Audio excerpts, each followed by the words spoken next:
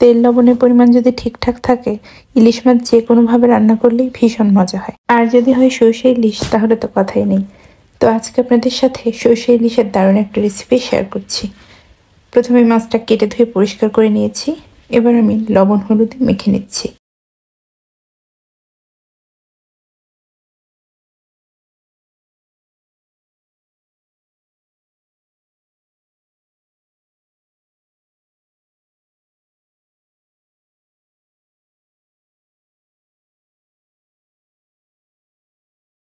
আমার কাছে মনে হয় ইলিশ মাছ যত কম মশলায় রান্না করা যায়, এটা খেতে তত বেশি মজা হয়। তবে সর্ষে ইলিশে একটু মশলাটা বেশিই লাগে। আর অনেকে আছেন যেটা ভেজেও রান্না করেন, আবার অনেকে আছে এমনিতেই রান্না করেন।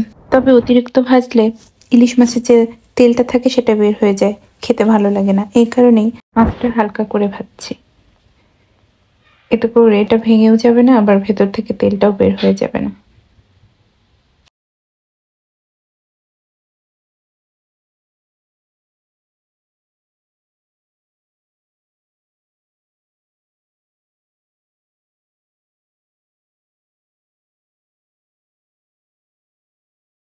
আর মাছটাকে ভেজে তুলে রাখছি।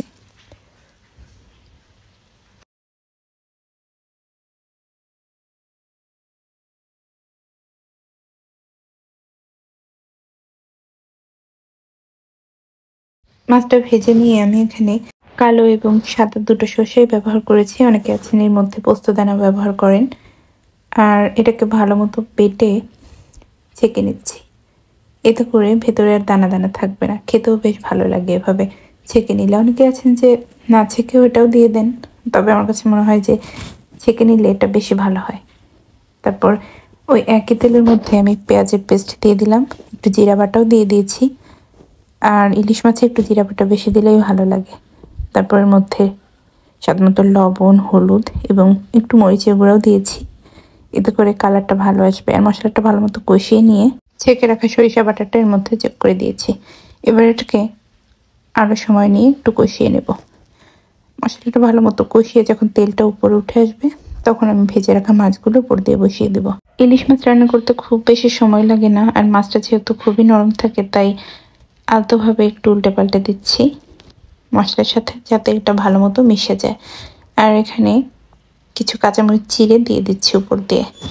এতে করে দারুণ একটা ফ্লেভার যুক্ত হবে, আর খেতেও বেশ ভালো লাগে। আর ভালো মতো কষিয়ে নেবার পর আমি সামান্য একটু ঝোল যোগ করছি।